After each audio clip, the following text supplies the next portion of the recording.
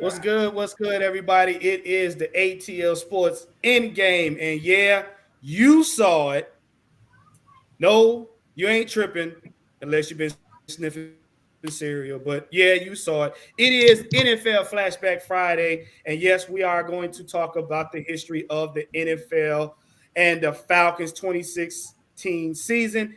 For y'all that got bad constitutions, get your kale Pectate and your Pepto Bismol ready because we getting ready to talk about some PTSD type things here. But before we get started, I want to bring on a special guest.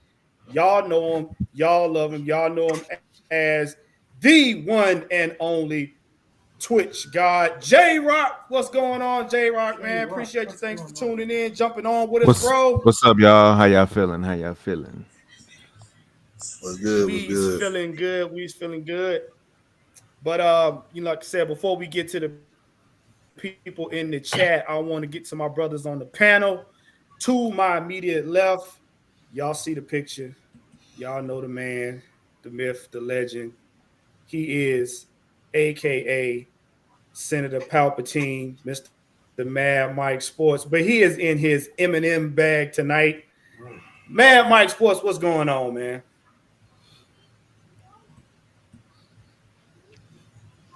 E- Uh-oh. I'm What's alright. going on, Mike? I'm wonderful. Yo, you want to know something funny? And Mike does this like 103 time, like 103%. He get that he give you that long suspense, and then he says like one word things. It works every Right. time. Dude, you have And no then idea what you're and talking then about. next That is so not true about me at all. That's not true. 103%, man. I mean, that's what you say.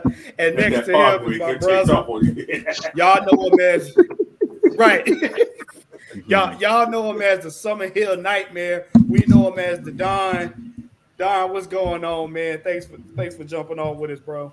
What's good, man? Hey, man. Thank you for letting me be on, man. I know they call you the therapist, but to me, man, I gotta call you the Atlanta crippler, man. That crippled the whole shit. Hey, bro, I Don't take do that, that. man. Don't do that. Hey, Don't do that. look. There's a reason why I call him that. He gotta Oh look. man. He's a tactician. He does well. Hey, He does well things. He does well what he do. hey, man. Oh, Appreciate we it. know. Appreciate Oh, it. we know. Down below, we we got Coach Unchained, man. The coach of coaches. Coach, what's going on, man? What's going on, everybody? How y'all doing? Y'all missing from last week, didn't you? I know y'all Right. Everybody took a vacation. But look, man. Look. I want y'all to pay close attention to that title because we get ready to hurt some feelings. But before we do that, let's get in the chat. We got in pole position. We got King Treyway. He said, "What's going on?"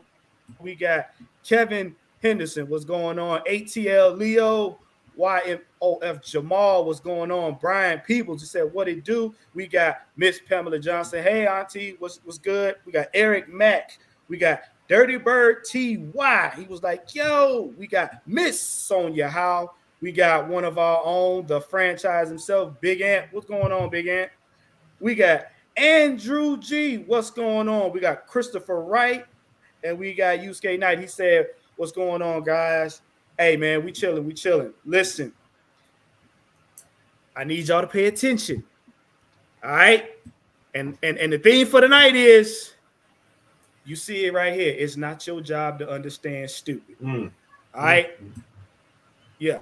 I'm giving you forewarning. It's not your job to understand stupid. But what we're gonna do tonight, we're gonna go ahead and get right into the NFL news. Um, and I know I'm gonna have J Rock start us off right here. Now we got the Falcons had a couple signings this week, you know what I'm saying? I believe on both O line and D line. So first of all, we're gonna put this one up here. There we go. So J Rock, man, what you think about that signing right there, man? I mean, I like depth. I mean, I'm gonna just keep it real simple and sweet. I mean, I like depth, so keep the rotation clean. So us having what does he play? Right tackle? Yeah, he's the right tackle. Right tackle? Okay. Okay. Yeah, I'm all in for it. I don't really have much to say on it. I mean, depth. That's all I gotta say. Coach, with this signing right here, and you mentioned right tackle, what does that do going forward? Should we keep this man on the team? What does that do going forward down the line for somebody like Penix? Well, it can only help. But then again, you never know what they're going to do because, like I say, they brought him in, they released another guy who played the same position. Mm-hmm.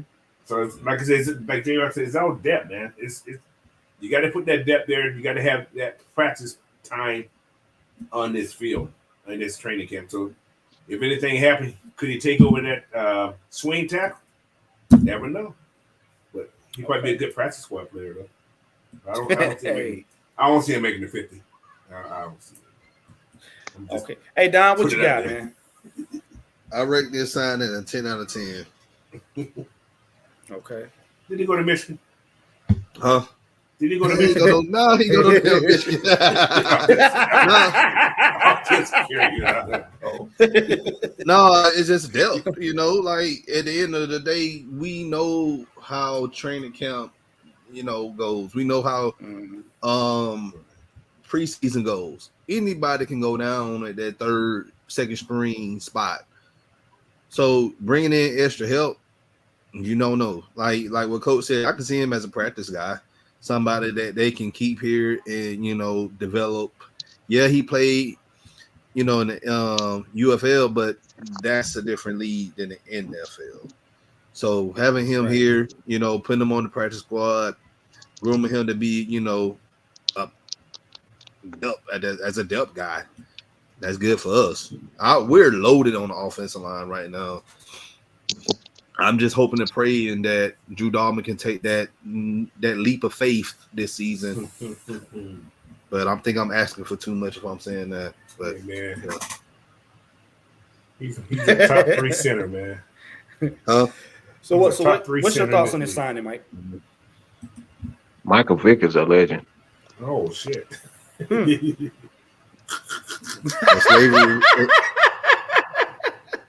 Slavery was a choice.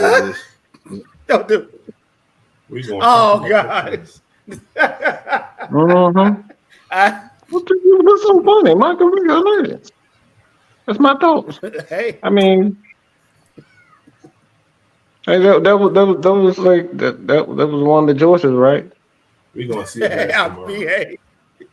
That was one of that was one of the choices. So when you ask a question, like it doesn't have to be right. I could just say whatever I want and that'd be right. I mean, that's the time we living in. Yeah, you can make believe. Oh, okay. I thought so. So yeah. The answer is Michael Vick is a legend. That's my thoughts.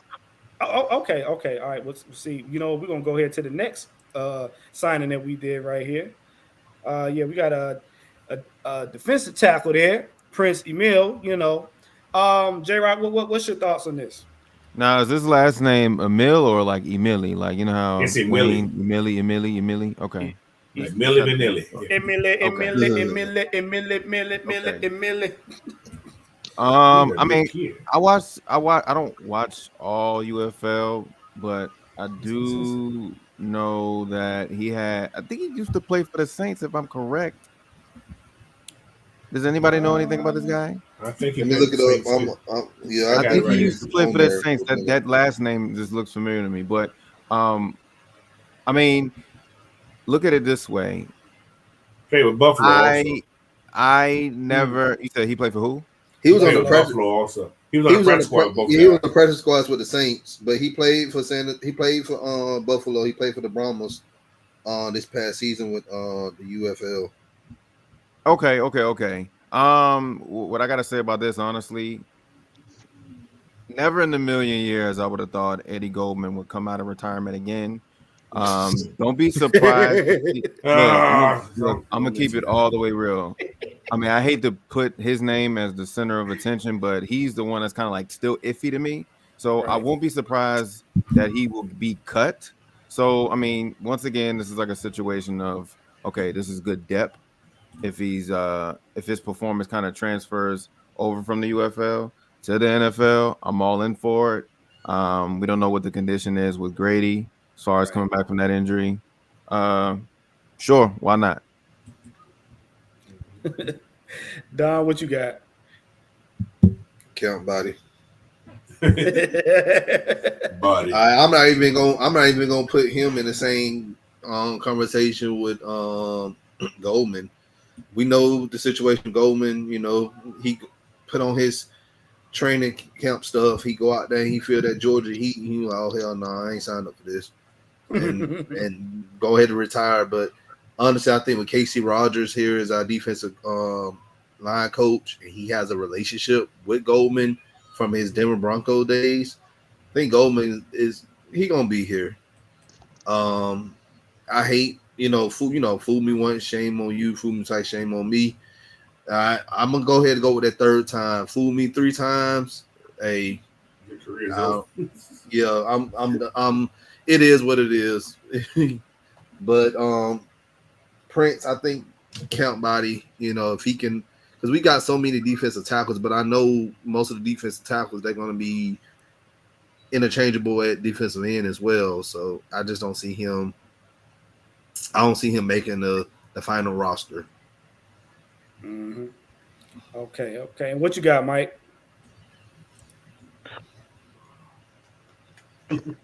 I grew up a fucking screw up.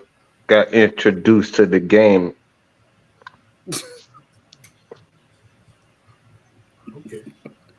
He got one more time, man. He got one more time, and I promise you, I'm not gonna buy those Boston baked beans. Like I said. No, listen, I told y'all the recipe already. Just wait. I know. Ain't nobody saying that stupid in the chat yet either. So yeah, right. That's what I'm looking at. Y'all gotta make your mind up. When I told God like I got some sense, everybody they don't want to hear it. But when I want to talk stupid like y'all, I got a fucking problem. Y'all say dumbass shit all the time. You say dumbass shit that ain't got nothing to do. We asked y'all a question about who was better in crunch time. Mike Vick, Steve McNair, Donovan McNabb, y'all pick Mike Vick. There made no damn sense. But when I say dumb shit, like look heck, y'all I'm just saying, like I don't have the freedom to be stupid. I It's the build up for me, dog. It's the build up for me, man. I knew this was coming all week. That's why I'm laughing. I knew it was coming all week. It's outside. I said, Mike still won't let this go.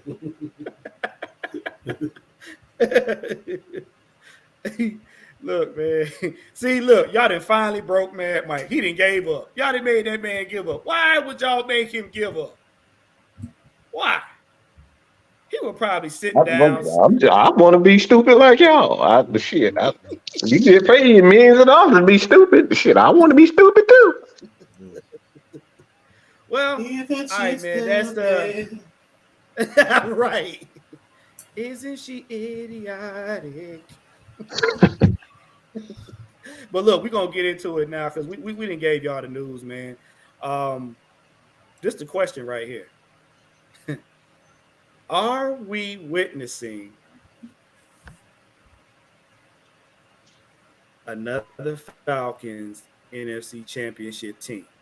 And for those that have weak, go ahead and get you some toilet paper. You're probably gonna need it. But J-Rock, I want to get your thoughts on this right here because a lot of people in the media, a lot of people in the NFL, and a lot of the fans out here are skimming over the top of this topic right here.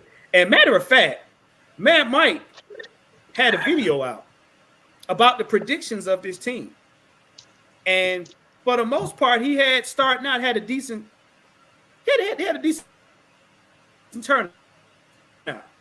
He was saying, predicted to win the NFC South and go 11-6. So, with that being said, what's your thoughts on this?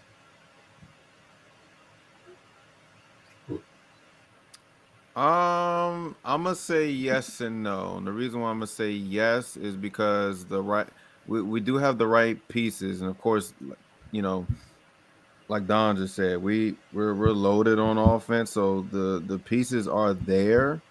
But in the back of my mind, I'm still thinking we're still young. Not trying to say I don't see us like getting to the championship, but I still feel like we still got some more growing to do as a team. Like that's just what I think. So everything is there. I'm just not sure because one, we have to stay healthy. I think that's always going to be the number one thing for any team. But the way the schedule is looking, it does look a lot more easier. But y'all know how that is sometimes. The easiest schedules may not work out the same, but we have the pieces. I feel like we can, but then again, I still feel like we're kind of young, so we're still learning from those vets that we still have on the team. Okay, Coach, what you got?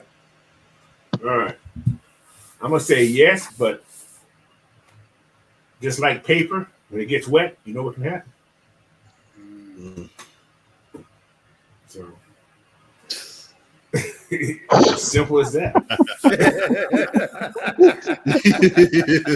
It's true. Paper gets wet,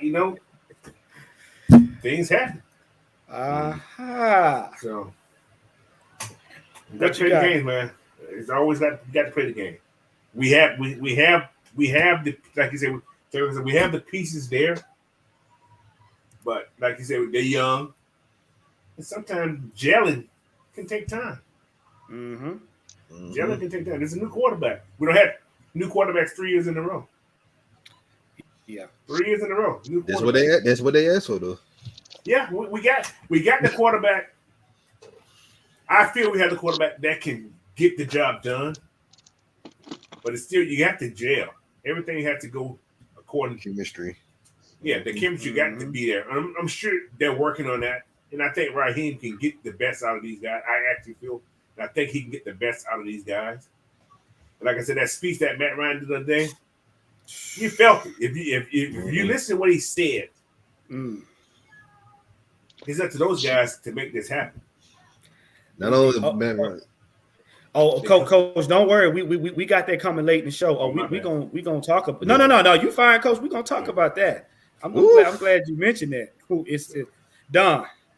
What you got, bro? I know you itching to tell him. What you got? I know I've seen predictions. A lot of people predicting for some reason the Los Angeles Chargers versus the Atlanta Falcons in the Super Bowl. Wow. I just don't. I don't understand. I get it by the Chargers because what Harbaugh just finished doing months ago, but I don't see him replicating that in the NFL. The Chargers they need some defensive guys. They do. They got the coaching staff. They have the GM. They got the quarterback. They got some weapons on offense. Defense, I'm just not sold on them yet. So in that division, you playing against you're playing the dynasty Kansas City Chiefs 2 times a year, and then you playing Sean Payton Denver Broncos. We don't know. They turned it up last year towards the end of the season, and then the Raiders. I think Pierce. I think he's going to do a good job with the Raiders. That's just my humble opinion. But back to the Falcons, I really feel like we a playoff team. As far as going all the way to say that we're going to be in the Super Bowl, I don't know. I just don't see it right now. I just don't see it. Like what Coach said, chemistry. And when I'm not talking about just chemistry with the players, I'm mostly talking about chemistry with this damn coaching staff. That's what I'm concerned about. And yes, they have a relationship with the Rams. All the coordinators and Raheem, they were all with the Rams last year. But you came from a team that won the Super Bowl 2 years removed. to a franchise that's been trying to rebuild for the past few seasons, get out of that cap hell. Let's see what we can do with this coaching staff. Let's see what they can do with the squad that we have. I honestly see, and I've been seeing these videos on TikTok and stuff. A lot of people have been declaring us to win the South. If we win the South, we control the destiny. That's all I got to say on that. I agree. What you got, Mike?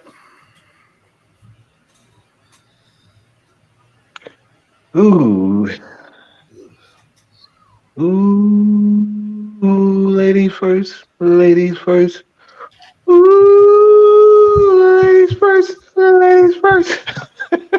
about to order me some Buffalo Wild Wings.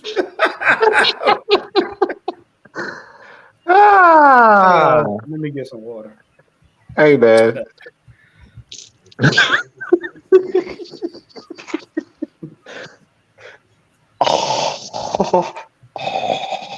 What in the world?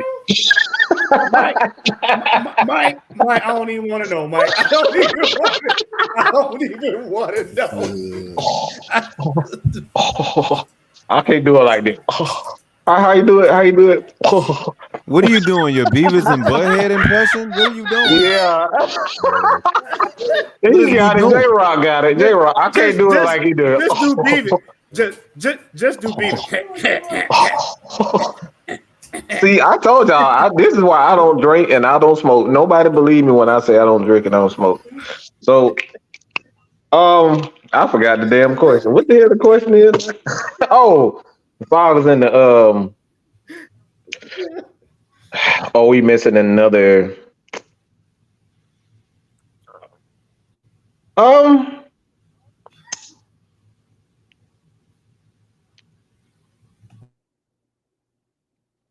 I think we are. I think we're the best team in the NFC. It's just my opinion. You can't tell me that Kirk Cousins, when he's healthy, he's not the best quarterback in the NFC. I think he is. He's clearly the best quarterback in the NFC. Now we're talking about the entire NFL. He's better than Jordan. He's better than Jalen. He's better than Brock Purdy.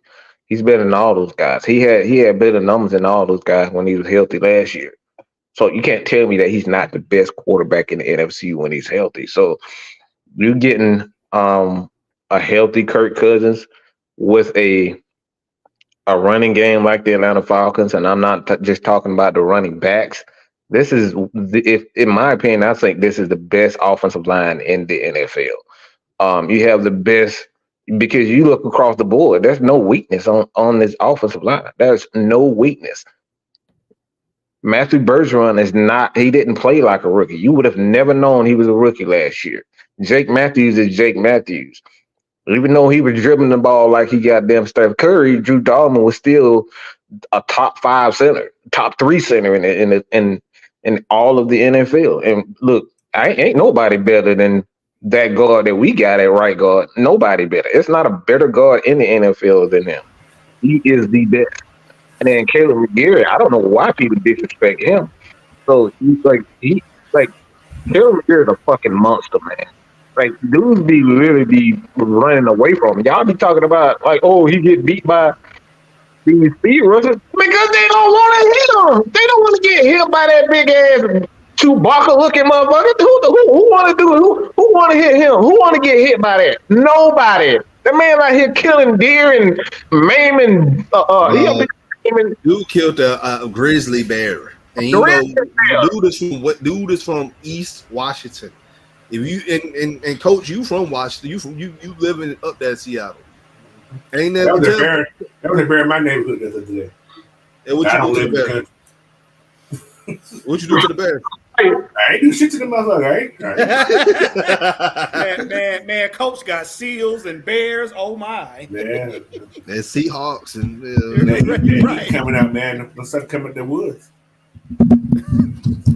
Yeah, I can't stay up there in the northwest. It's beautiful up there, but no telling you walk down the block, you don't know what you're gonna see. You see a moose and a bear. Nah, you ain't gonna see that in the city. Not no moose. Them ain't see it? Yeah, no. So, but like I said, at the end of the day, I don't think we have a weakness on this team. I just don't see a weakness on this offense. I mean, there's no weakness on this offense. We have all the tight end positions. We have a blocking tight end. We have a receiving tight end. We have a good receiver. We have a good backup. We have a good slot guy. We have a good starting running back in Bijan Robinson, and we got the best backup in the league in Tyler Algier. And then you look at just like the kicker, like Koo is obviously one of the best kickers in the NFL. So it's like, is there really a weakness on offense? I just don't see it. I don't see it. So I think we are that team to beat in the NFC with a healthy Kirk Cousins. You can't convince me that any other team, because if you look at San Francisco. San Francisco they have one weakness. They lose Trent Williams, they done. They are done. They're done. Yeah. And I'm gonna tell you too, a team that tried to get Kirk Cousins, another team, a lot of teams didn't talk about, Denver. Sean Payton, he really wanted Kirk Cousins. That man, we beat him to Kirk Cousins. That's why I try to tell people, like, y'all got to understand, like, we're trying to win, and we're not trying to tank or try to be mediocre or try to pacify and be like, here y'all go, we're going to do what we can. No, because if that's the case, nobody would have got fired last year. I'm glad you brought that up, Don. A lot of people don't realize how sought after Kirk Cousins was before we got him. And Don makes a perfect point. Sean Payton has a type. And Kirk Cousins right now, I guess in his mind, is probably closest to Drew Brees. One of the few quarterbacks left that kind of reminds him of that person.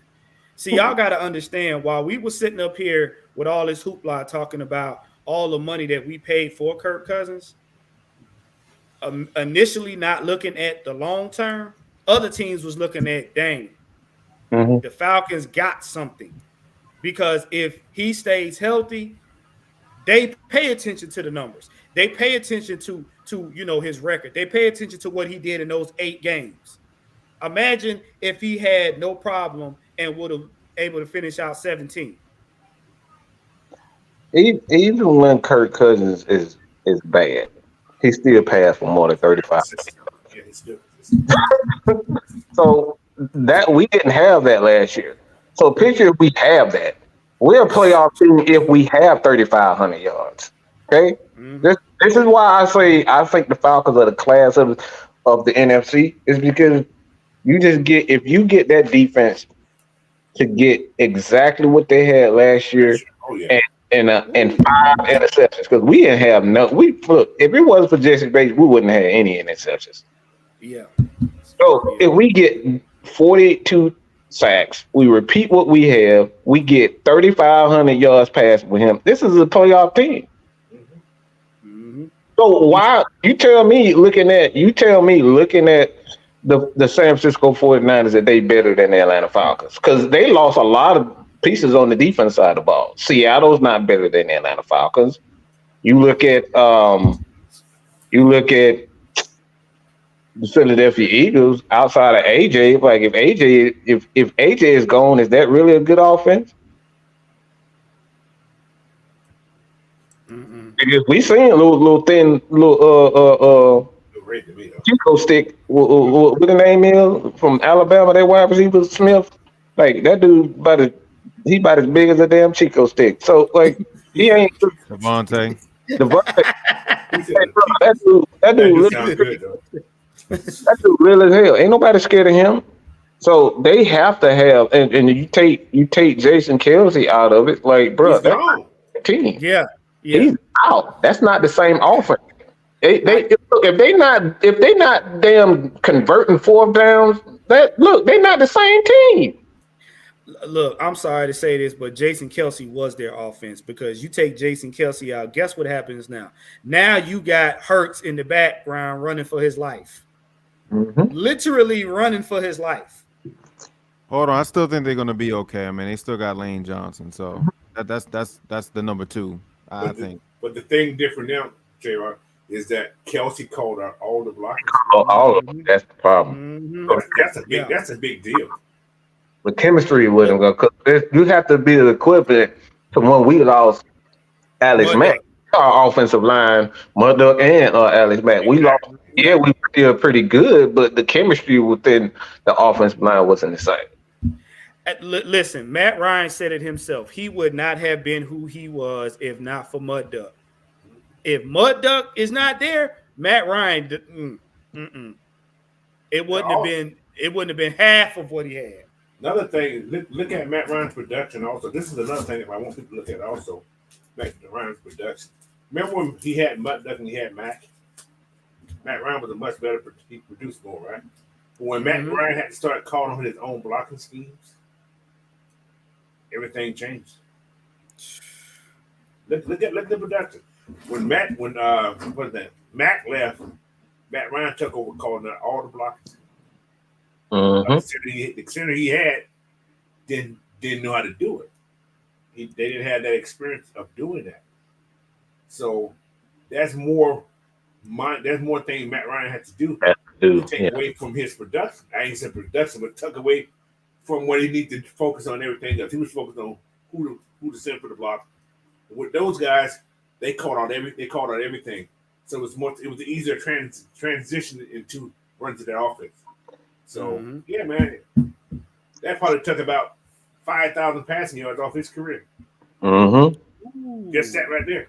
It's the equivalent. I always try to make it an easy transition. Like for me, when we doing shows, man, the list I have to do, I can sit back, put shows together, bring in other people, go try to get interviews and all that type of stuff.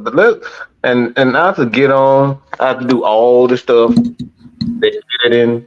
And I know J-Raw understand that. You got to do the editing. You got to call different content creators. Hey, would you like to come on the show? Then I have to make sure finances are straight, make sure everything gets paid, and then I have to entertain, and then I have to research. Those 5 things right there that I have to do to run a show. So when we get help, we get a one, we get a coach, we get a K Styles, we get a Dunn to do their specific thing, bro. That takes a load off of myself and Maggie, because we can just focus on making sure the brand continues to build, and I don't have to do all the extra stuff. Like, so it's the same thing with a quarterback. If the quarterback got to make the calls, he got to lead the room. He has to lead the room as far as the film is concerned. He got to make he got to make sure that the guys are not doing something stupid outside. Hey man, you cool? You cool? Yeah, I'm cool. You got to make sure everybody in the right mentality. You got to make all the calls up front, offensive line. You got to make sure the running back. You got to do your job on top of that's 5-6 things right there that a quarterback has to do. So, and then not even mentioning the fact that if he got a girlfriend, he got a wife, he got a baby. Lord have mercy. Yeah, that is not easy. It's not easy. It's not easy. So the more you take off of that quarterback, the more you take off on man, the better he'll be. Hence why we say, and hence why I said earlier in a couple shows back, and y'all got upset with me. The league is transitioning from quarterback-centric teams to trench-centric. The quarterback's going to be an addition. It's going to be an addition. Because if you build the team the right way, 9 times out of 10, the quarterback can just do their job. Not even just that. It's evolution. Everybody's big as fuck now. Everybody's big. You go to these high schools and stuff now, kids are now like average size of a football player now 6'3", almost damn near 300 pounds. All right. Am I lying, coach? like now it's a lot of linemen. It's a lot of linemen. Mm-hmm. So that's that COVID weight because they didn't do shit when it was. They just got big. yeah. So you can find more linemen than quarterbacks now, like, and that's the thing. Quarterbacks don't grow on trees. Good offensive linemen don't grow on trees either, but you can find more and pay them than the quarterback. Well, and what, like we was talking about earlier in our chat.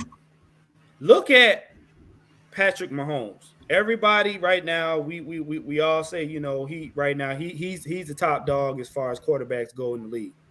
But you got to look at how he came in.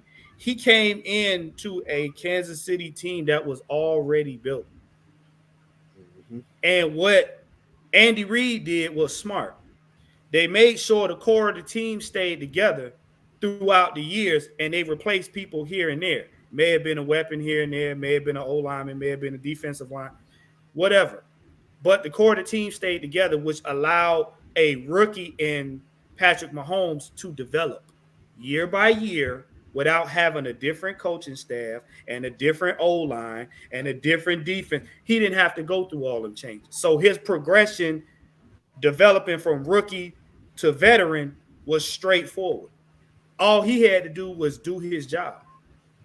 And that's what you want from a team. You want to be able to have your rookie quarterback have a straight path.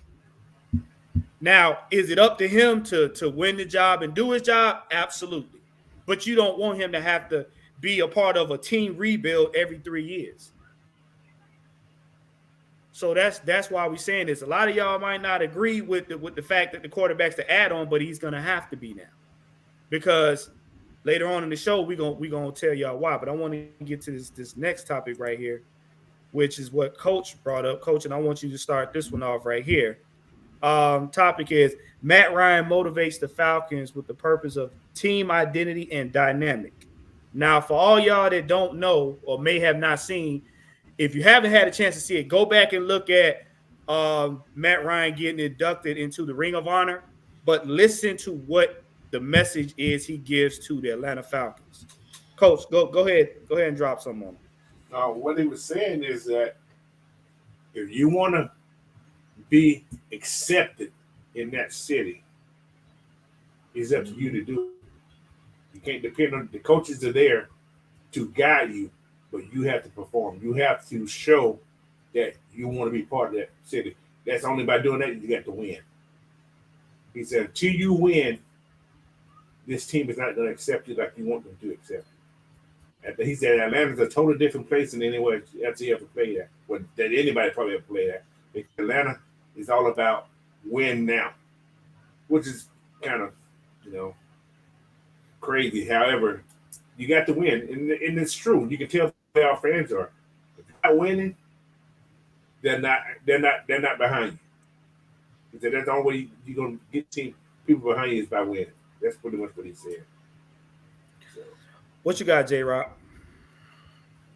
I thought the speech was great. I did like the whole surprise at the end of him getting inducted into the Ring Hall of Fame. I just like how he broke down everything, with how Roddy was when he first came into the building, how Tony was, and then how he was coming in as a rookie. So I liked that he kind of went down the whole timeline of how they were so successful for so many years. I mean, it was great. To be honest with you, I think that Ryan coming in the room and motivating those guys makes them feel a lot more confident. And what's even sweeter is, I believe the only person that actually played with Matt is Kyle Pitts. Correct me if I'm wrong. No, he played in Kyle Pitts. Whoa. Okay, I already know about the offensive line. Like, he was there. I'm talking about as far as like a weapon wise. Yes, that's the only person. Yeah. He's the only one. So he was the only one that really broke Kyle Pitts in the league, really. So I'm sure Kyle Pitts was front row to that of hearing Matt Ryan break down like, hey, look, you may not be as great as Tony, but you can be really good as yourself. He worked with them that first year. But yes, y'all are right. I mean, of course, he was there, he had the line, but as far as the only weapon, it is Kyle Pitts was the only one. And now before I go to Mike, this is what I want y'all to understand, because a lot of people I seen around the internet had an issue with him not mentioning Quinn Torres. Okay, let me get y'all. Let me get y'all. Yeah, let me get that wad of paper out your mouth. Quinn Torres was not there with him when he got drafted. Quinn Torres was not there with him when he molded the early part of his career. Those gentlemen that he called out helped him become who he was before he got there. All right. Second thing is this. Oh, go ahead, Gerard. I'm gonna let anybody here that doesn't know, Roddy White was the motherfucking Julio Jones before he even got here. I'm gonna keep it all the way 1,000. He was our Julio Jones. Yep.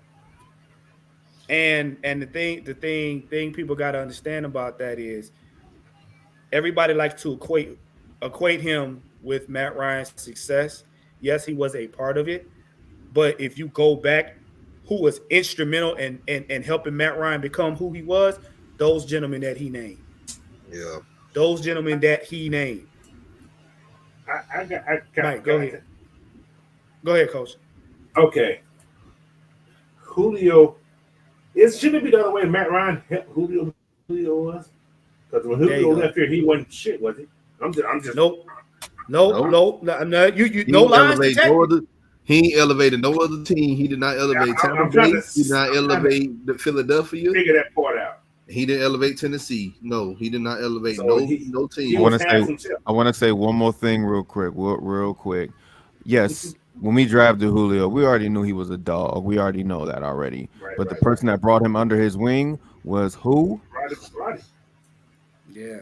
There you go. Yeah. And then another thing too. I mean, just to take you down a timeline. I mean, it's just almost like, kind of like passing the torch a little bit. When Roddy first came in, guess who his mentor was? Anybody remember?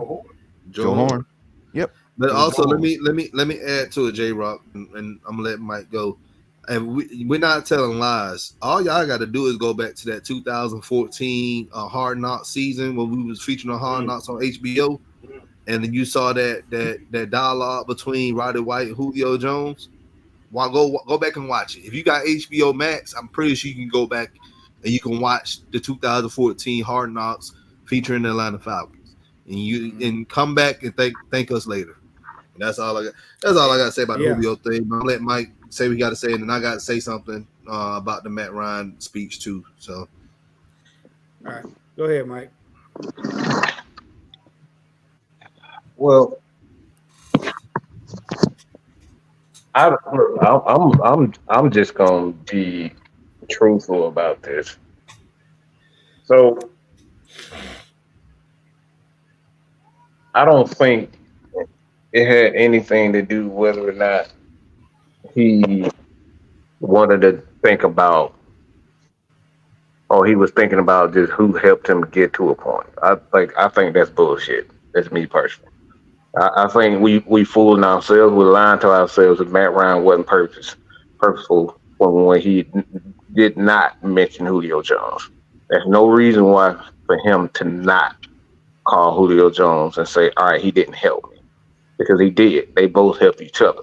So I think if anybody that you're not being truthful, I think he did that on purpose. I think he still have some type of issue when it come down to Julio Jones, because that man gave his money. He gave up his money 2 times to make sure Julio got paid. Right? Let me say it again. Matt Ryan gave up his money 2 times. He and Jake Matthews gave up their money 2 times to make sure Julio got paid. Both times Jake restructured.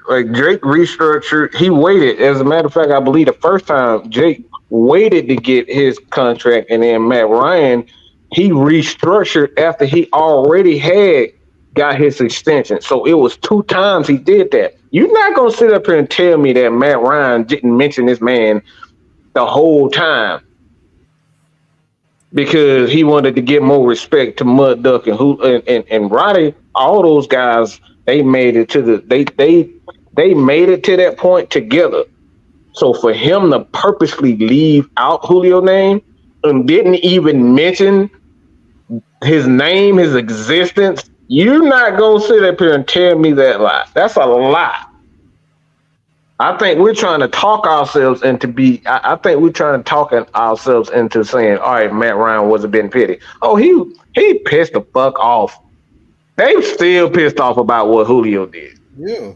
He left him high and dry when he was going through a transition to Arthur Smith. Mm-hmm. That Julio leaving also put us in that salary cap bill too. It put us in that because Matt Ryan restructured that contract and made that contract higher than the need to be. So, but yeah, you can pay that on Julio too. I'm just saying. Can I say something real quick about that? I mean, I definitely hear you, Mike, on that, but I think the whole principle of him talking about, you know, the people that, you know, like Roddy, Mud Duck, and Tony, I think he was just talking about from his perspective of when he first came in the league. So he wasn't also just like, you know, just skipping who, but he was speaking for the rookies. Like, okay, when I came in, you know, he basically had a chip on his shoulder because he's coming from, oh gosh, are they going to like me because I'm not Vic? You know what I mean? I think he was talking about just from a young minded. Yeah, but he was also talking about what it means to be a Falcon, and that's the thing. Okay. Hold on. That's the thing. What it means to be a Falcon. He brought up the players that were so passionate to put on that red and black, coming out of that Georgia Dome tunnel on a Sunday afternoon. You knew you was gonna leave every ounce of blood, sweat, and tears on that damn field. All right. Mud Duck, we knew what type of player he was. He still lived here in Atlanta. Roddy White, Tony Gonzalez. Tony Gonzalez played with. He was with another franchise before he came here. But Tony G, he loved being a Falcon, and we was this close to giving him that Super Bowl appearance that he'd been wanting his entire career. But we were just short that 2012 season. Julio didn't have that. Julio didn't have that passion. When you bring up what it takes to be an Atlanta Falcon, Julio, it was all about Julio. It wasn't about the city of Atlanta. It wasn't about the fans. It wasn't about giving this franchise that's been in existence almost 60 years its first Lombardi trophy. Matt Ryan, he tried his best to do that. And the speech that he gave to the locker room the other day, he was letting them know that, hey, I ain't gonna be able to reach the mountaintop with you guys, but y'all gonna have to do it. That's what he said. With the passion, how many times can you really say to yourself that we knew Julio wanted to be a Falcon? Man, there was so many times this man tried to play us. Even in 2015, when we were trying to work out his contract thing, there was speculation of him trying to get traded out of the city. Julio let his popularity get ahead of him. Yeah, that's what it felt like he felt like it was more like he was, you know, kind of like relishing in the fame, so to speak. So it's like that's why I say it's like not to say that Julio wasn't a great player or to say Julio Jones is not one of the greatest Falcons of all time. He wasn't passionate to be a Falcon. He wasn't passionate to be a Falcon. It's guys like Fitzgerald. Like Fitzgerald, you can tell, like he didn't care if he was making $10 million or $20 million. You can tell that he was passionate about being an Arizona Cardinal. Like you can take that jersey off that man. You cannot take that jersey off Fitzgerald. So that's why I say that was purposeful. Like he did that because, like I said, how many times do we look at Julio Jones and he's standing on the sideline in the fourth quarter, huffing and puffing with a Gatorade bottle in his mouth, looking like he don't even want to play. But you know what really caught my eye too, and a lot of people probably slept on it. Matt Ryan talked about, you know, as far as the fans, you know, you got to earn it. But the thing that stuck out to me was identity. Matt Ryan telling them it didn't matter who they played. They wasn't scared to play nobody. They wasn't going into the season with, oh, man, we might win this game. They went out there and gave everybody the business, whether they got their asses kicked or not. And he said, when we got our asses kicked, the next time we will see them, they got the business. Hold up. See, Ty, what you not gonna do is tell me what the fuck I'm doing. Okay. Julio didn't deserve shit. Okay, let me say this again. No wide receiver don't deserve shit. Because if it's not for the offensive line or the quarterback, prepare like for one, the offensive line gotta give the time to even throw the damn ball. Okay, so if the offensive line doesn't hold up, Julio ain't getting the ball. And if the quarterback don't get it to Julio, guess what? Julio ain't getting the damn ball. So we can sit up here and talk about what wide receiver got the best skills. And yes, if you look at Julio Jones, his physical attributes is probably one of the best. But to say that he's the best wide receiver overall, it's not even close. Terrence Mathis, in my opinion, was the best route runner we've ever had. Roddy White is the best overall wide receiver we have ever had. He had no weakness in his game. Roddy White had no weakness in his game. He was tough. Even in the run game, that dude blocked his ass off. He was a deep threat. He would go over the middle. He would block. He would come around on end arounds. Julio, it's time Julio wouldn't even get on the goddamn field. He's on the damn sideline holding the damn Gatorade bottle. When there was a run play, he on the sideline. He don't matter. He deserved his money. No, the team itself. If you're not in it for the team, all this me stuff is pointless. This is why Antonio Brown is retired. This is why guys like Stephon Diggs is being traded to other teams. Is because they're talking about me, and they're not giving credit to the offensive line, the quarterback, the coaches that helped them get there. So all that me stuff, y'all can say that bullshit. Again, and Ty, while your enthusiasm is seen, come on, bro, stop. We asked this question: what did he do once he said he was out of Atlanta? What did he do? He ain't done nothing since. I mean, he grabbed on Tom Brady nutsack. That's what he did. He grabbed on his nutsack and said, I want to go. Dude legit chased the championship with Tampa Bay. Dude chased the championship last season with Philadelphia, and they got knocked out of the first round.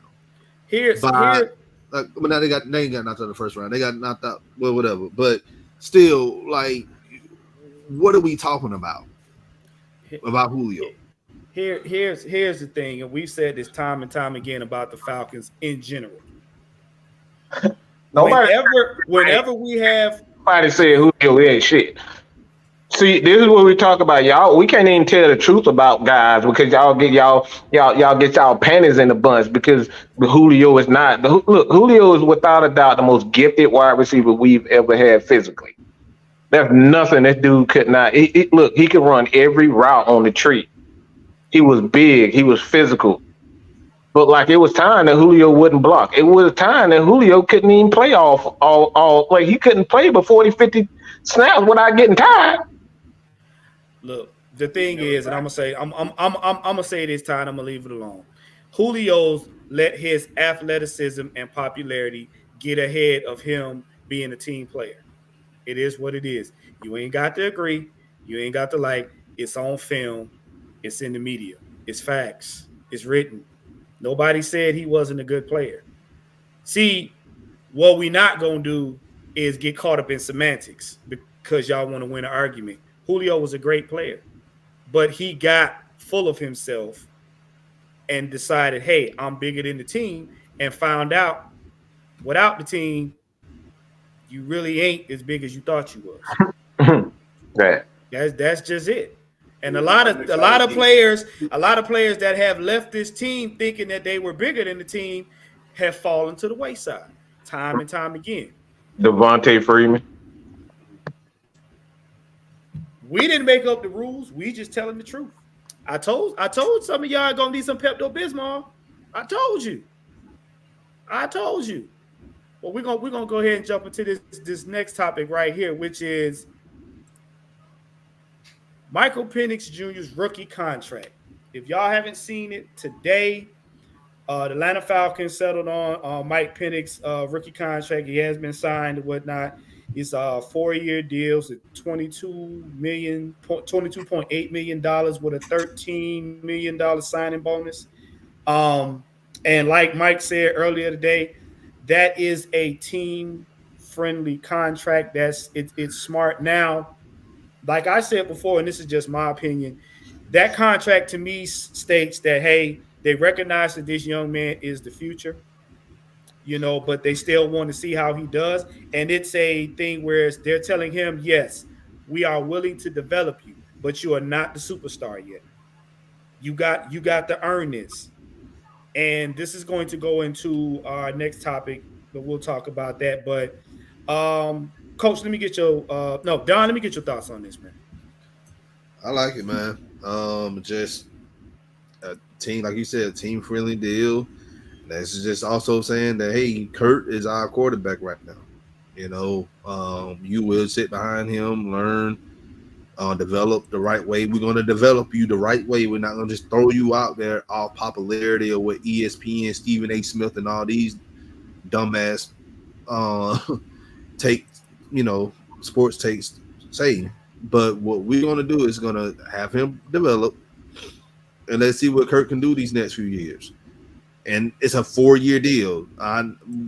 We didn't even see a 5-year, so he don't even get a 50 option. But pretty sure they're going to revisit his contract in the next 2 or 3 years, and he'll get an extension. If he earned it, huh? That 5th year comes up automatically after that. It does. Yeah, automatically. Normally I see a 5th. It says 5 years. It's always an option there. Okay. But still, that's still it's still a team friendly deal. For that, we drafted him in the top 10. Normally, top 10 quarterbacks, or even just first round drafted quarterbacks, they get somewhere around $30-40 million, somewhere around that range. So we kind of, I think Terry did a great job negotiating his Penix Jr. rookie deal. That's going to be beneficial to the team. So I like it. Now before I go to Coach, I want y'all to pay attention to something that Don said, but he didn't really say. What this contract does now is it fundamentally is going to change the way the top tier players, especially quarterbacks, go in the draft. It's going to change the way they're looked at. It's going to change the way teams build, because now, like I said, add-on piece. Because now you won't have these young rookie quarterbacks unproven coming in here saying, I want $40-50 million. No, we're not doing that. Because now you really are going to have to, one, have the love of the game. 2, you're going to have to prove yourself. Because they ain't handing it out. So if Penix is all about the dollar, it's gonna show. It's going to show. Well, Coach, what you got? Y'all talking about these contracts. Y'all got to realize all the first round picks now, they have a scale that they use for all positions now. That's the most he's going to get anyway for that 8th round pick. Mm-hmm. Yeah. They don't just offer it. What they do when they do that contract, they work out the signing bonus amount. That's what he had $22 million. That was all he's going to get this year, being the number 8th round or 8th pick of the draft anyway. So what they was doing, they was working out the numbers for how much money going to get right now for that signing bonus. Mm-hmm. That's what they was working out. So that was the main thing about that contract. He won't get no more than 22.4 or 22.7, whatever he got right now. Because like I said, all the way down to the 31st pick, they have a scale that they get paid. Quarterback got a scale in the 8th round. Like last year, Kyle Pitts made 18, I think what it was for his top pick. So each position has a scale that they get paid for each. And they don't go for that. Yeah, what's called. Because when Cam Newton came in, they changed the rules. Because Sam Darnold was the last one to get that big money contract. Yeah.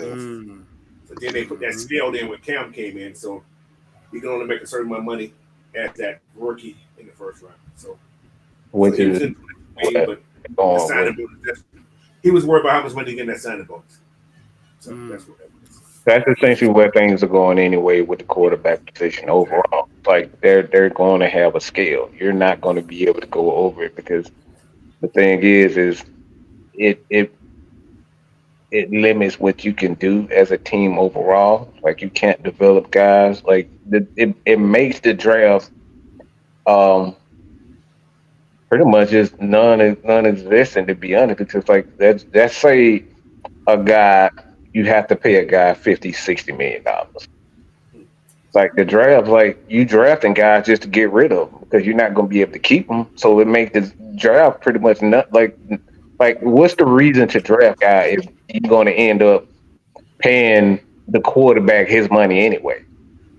You see what I'm saying? It's like he gonna be gone in 4 years, 3 years anyway, because you can't keep him because you're paying the quarterback. And see, this is why they have to have a scale, and they have to have like the NBA, they have a max deal and have a super max, and you have to have a certain amount of awards to be able to get those.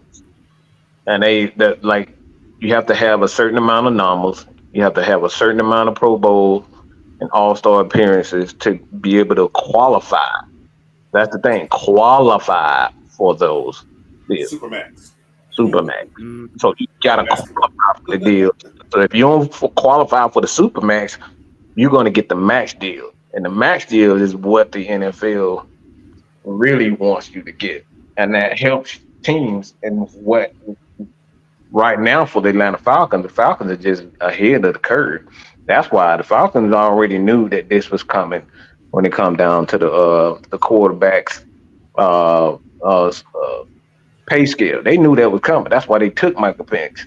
So for the next 3 to 4 years, while they sitting up here waiting for that, it probably won't take 3 to 4 years, but they just say if it take 3 to 4 years to get that deal done for that quarterback salary cap, the Falcons good anyway.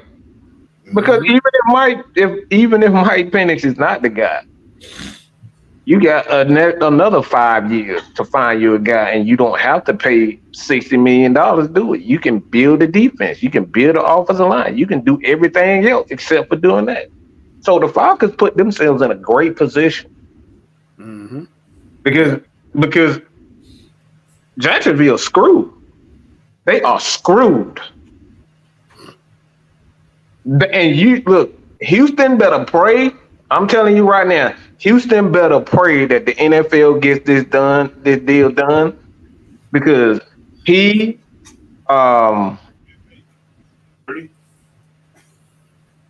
it's a couple of other quarterbacks that right now, like these guys about to get paid like $60-70 million if they don't hurry up and get the deal. So the NFL trying to hurry up and get this quarterback skill done now, because if they don't, you're going to be looking at quarterbacks throwing 25 touchdowns, 15 interceptions, throwing for 3,500 yards, making $60-70 million a year. Or quarterbacks that get hurt all the time, they get paid $45 million a year. I'm talking about Joe Burrow. What you got, J-Rock? I don't know. I like it. I mean, think about it this way. I mean, if I was him, you're making good money just to chill, right? Right. So listen, realistically, I mean, what, 23 million just to sit for 4 years? Yeah, that might seem kind of wild, but realistically, I see him starting in the next year or two. Yeah.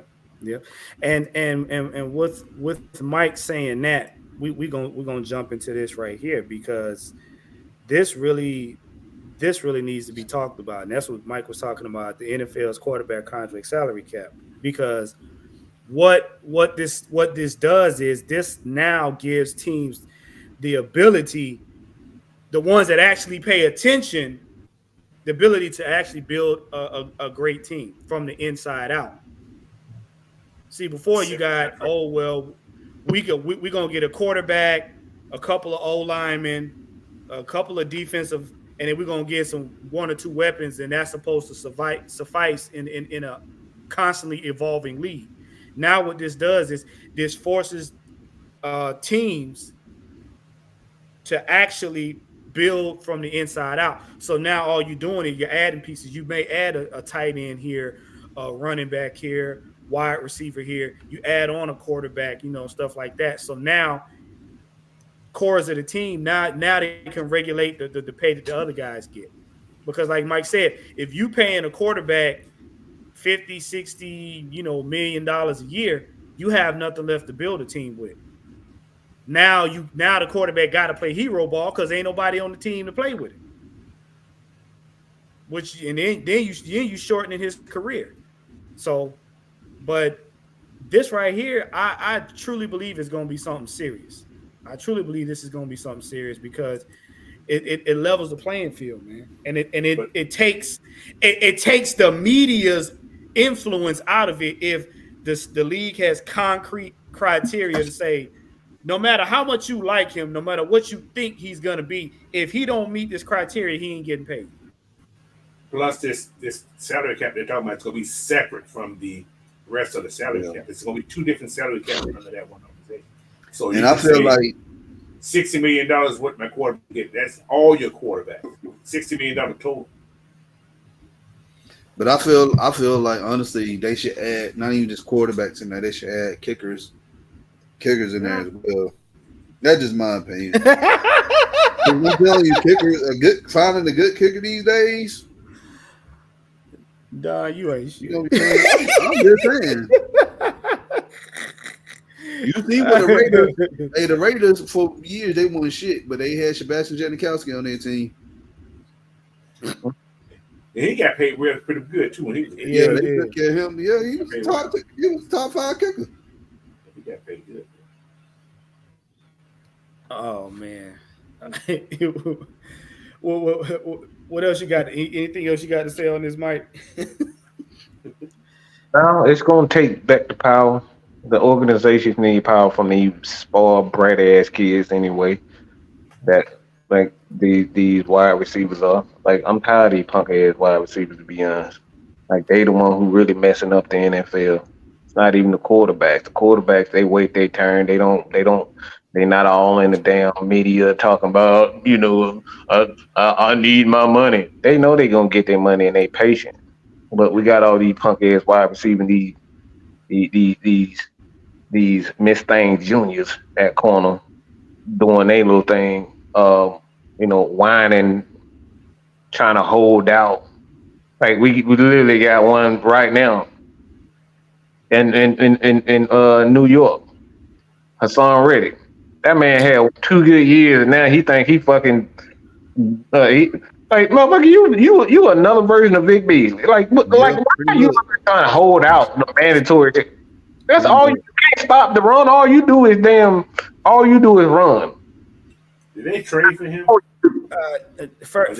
No, Philly didn't want to pay him because the thing is, the thing is, see, that's when he went to Philadelphia, they knew his strength. They played off Hassan Reddick's strength. I don't think, Salah is he's a great coach. He's a good defensive mind coach, but I don't see him having the same success he had in Philly. And you had a lot of talent around you in Philly. Mm-hmm. You're not gonna have that same talent around you in New York. Yeah, on defense, who they got? They got Sauce. They got Quentin Williams. And Quentin Williams, but that's about it. Like, that Philly defense was loaded in the front seven.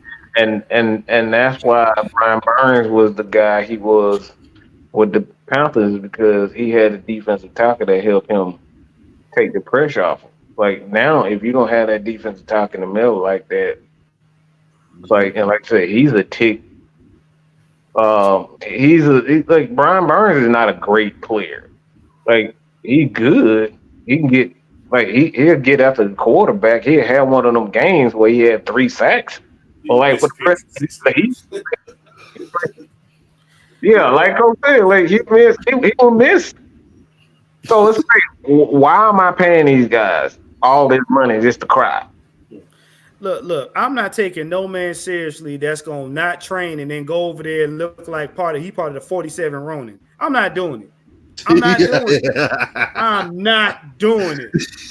You keep your ass over there in anime land. Roni Kenshin. I'm not walking down there with an umbrella and in a 16th century samurai outfit. Man, if you don't cut that crap Like, out, dude, like the biggest dude over there in Tokyo right now. I'm like, bro, come on now, stop playing. Like, what are we doing? Y'all just find more ways to get. We already got problems as it is being grown men. You gonna go over there and add to it.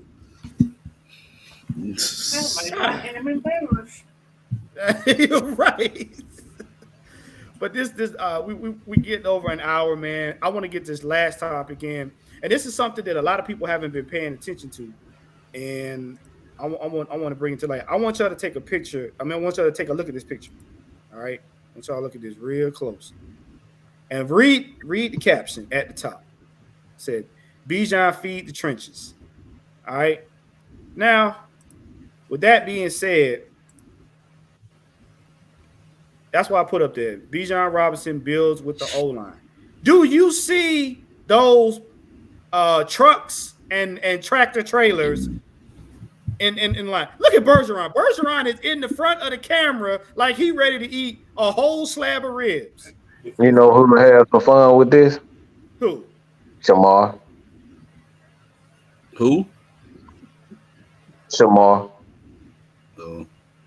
Like all the men love me. I got Man, it look like they done shut the whole taco mat down or wherever they was at. Look, that's a lot of beef right there, boy. That's a lot of goddamn beef. Like I said, I see depth. It wasn't enough food. It wasn't enough food in that. That's like 25 linemen, man. That's too many goddamn. It wasn't enough food in that kitchen, man. They didn't wait. have enough food that Hey, wait. Pay attention.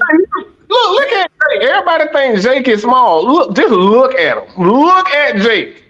Look at Bijan. Jake is the tallest person. Wait. Look at Bijan. Bijan looked like a little kid in a room full of fathers and uncles. Do you see that? Look at that. Now, the reason why I bring this picture, He's the darkest one in there too. And yeah, he's the darkest one in there. But look at him though. Look at the one on the far end, all black. Bijan fits inside of his body. Do you see that? Damn thing. He fits inside of his body. Now, why did I bring that picture up? Is because this is what we have been talking about, and this is part of the whole topic of tonight. We heard about Kirk Cousins taking the offense to John Gruden's house so he could get on one accord with all of his weapons, so everybody could get chemistry, right? Mm-hmm. And then we look at Bijan, who is one of those weapons, and he's taking the entire O-line to go eat. I just hope he didn't take care of their bill. Oh Lord. That's but wait, look like Tyler was there too. But look at it this way. If I want these guys to make sure there are lanes for me, that's how you do it. Yep. Because one thing about it, if I'm on the line next to this man and Bijan get the ball, guess what? I'm going to remember that ribs you got me, sir. I'm going to make sure I hurt somebody so that you can go ahead and get into the red zone. I'm going to remember that. Bro. He got an invoice for that. Right. I'm going to remember that cup of Kool-Aid that you allowed me to get that I didn't have to pay for. I'm going to make sure that the defense don't get you, bro, so you can shake and bake when you get out there in open space. This is what we're talking about. This is the reason why I brought this up. Nobody's really paying attention to the Falcons like that outside of a small group of us. Why? The same thing happened in 2016. We built this team unconventionally, under the radar, and what Mike even said it. A lot of them thought we was going to go 5-10 that season, and we ended up in the Super Bowl. We're building this team the right way from the inside out, and you're seeing in your face in real time who the leaders are. That's a move for a leader. Bijan ain't been in this league that long, and he already know, okay, let me take my brothers out. Let me take the O-line out. Let me let them know what I'm about. I'm going to take you guys out. We're going to bond. Guess what? They're not going to forget him on the field. They're not going to forget him on the field. So when you see Bijan going through the O-line and going upfield, just remember this picture. When you see Kirk Cousins standing in the back, hitting people left and right, remember what he did. We've been telling y'all this time and time again. You got to build chemistry amongst the players. Like Coach said, the chemistry going to take a minute to really get going, but these guys are speeding up the timeline. Why? Because they trying to win now. So for all y'all out there that don't think we trying to win now, pay attention to the little stuff. Pay attention to the little stuff. Y'all can go after this, man. I'm done. Who got something to say about this?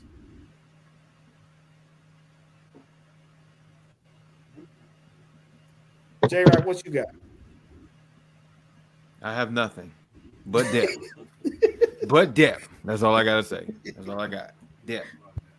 What you got, Coach? Well, nothing. So tomorrow morning, 11 o'clock, I'm going to be talking about the Ring of Honor with my twist.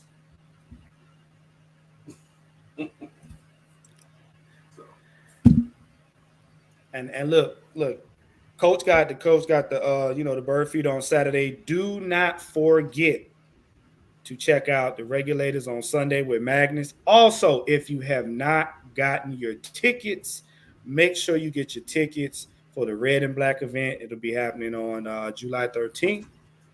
Like I said, you don't know who we will have in the building. Like I said, you want to get them early so you can get in, hang out with us. You guys might see some stuff. And also, if you guys like the shirts and everything, there will be some more shirts coming out for J-Rock. There'll be shirts coming out for Mad Mike, Don, Coach, all of the AFN crew. If you want the shirts or whatever, just hit me up, because we are currently working on the AFN apparel store. So you get to get all the sayings, all of our apparel, and we'll have like hats and cups. So I'll make sure I give you guys the link. But listen, pretty much, man, I want to thank my brothers, for joining me on the panel. I want to thank you guys for tuning in. We'll make sure you give your evening back. What we're trying to do here is just seek the truth and make a difference. All right. So one more thing. Go ahead, Coach. I had this little belt made up. Oh, shoot. Okay. It's a little small little belt. I didn't get no big one because that big one, I ain't gonna. Anyway, I'm gonna give one of these away at the party, man. It's a Coach Unchained AFN and GFN fan appreciation giveaway. So. Oh, at the party? Yes. Okay. So that means, Juan, you need to come with the shirts too at the party. And the cup. Man. Hey, look, man. Look, I'm working on it. I'm working on it. I'm gonna get one of those out. I'm gonna have a raffle with it. So I got a couple of hats and stuff too. So okay. Oh, Mike, also, fantasy football. Mike. I got almost the same with fantasy football. So hey, Coach, I'm gonna have to hitch up one of them belts, man. Hey, Mike, you still got them QR scanners? You should bring those to the party too. Oh yeah, I got. Yes, sir. So look, man, make sure you guys get your tickets, man. If you don't, what I'm saying, get with Mike and them to make sure they drop the link and everything.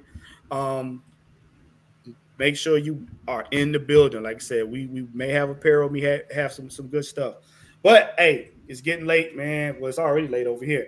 I'm getting hungry. We're gonna give y'all your evening back. I want to thank J-Rock for coming out, man. I want to thank Don, Coach, and Mike. Look, man, we out of here. Look, don't sleep on the Falcons. Don't sleep on the Falcons. I think we're gonna have a good year. Before you go. Stop. Stop busting it open for y'all favorite players. I know how y'all like to do. Okay, y'all be busting it open for Julio. That man about to have a whole fucking conniption because somebody said Julio's selfish. Like, it's fucking true. All right. Hey, ATL Lil say, hey, he said he got a ticket. Hey, man. Man, no, she ain't. Caitlin is not white. She ain't white. She ain't white. He is a basketball. Wait. Hey, Coach, Chrissy said she needs some boots to go on that belt. Needs some boots to go on that belt. I can't even find no boots. Sweet and thin. Just be there. Get that ticket, man, y'all. Somebody gonna get it. I may get them.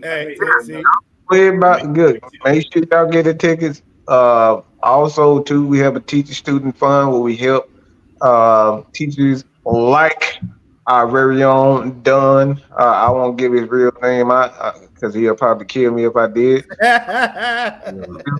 Jude's wife, she's a teacher, and trust me, they need as much as you guys can donate because a lot of these kids don't. They come from, they're not privileged, so they don't have a lot of money to be able to get the proper tools today. Sometimes people just need a tablet, be able to, just Pencils, do things Yeah. the way, you know. pencils and coffee. Pencils and coffee is what we need.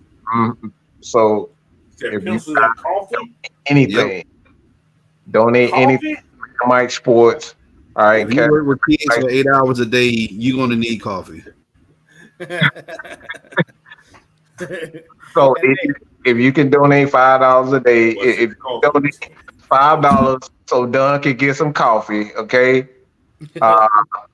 Cash App, Atlanta Falcons Nation, or Mad Mike Sports, whatever. AFN, you can right here. It's right here. Like I said, everything that you guys donate will go to that cause.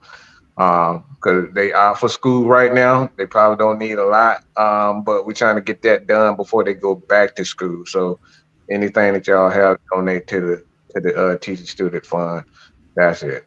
And we're gonna keep tabs on it, how much we raise too. So the first thing I want to do is probably I'll just put it at 100. That's the first goal right there for us. So we're gonna keep tabs on it for the entire year. So until we get to $100, that's the first goal is $100 for the teacher student fund of AFN. So donate $1, whatever you guys can donate. We truly appreciate it. And also, man, y'all make sure y'all go check out J-Rock, man. If y'all like games and everything, check J-Rock out on Twitch. You know what I'm saying? Also, like as you see, J-Rock got his apparel on as well. So make sure you support him. Hey, J-Rock, tell them where they can find you at, man.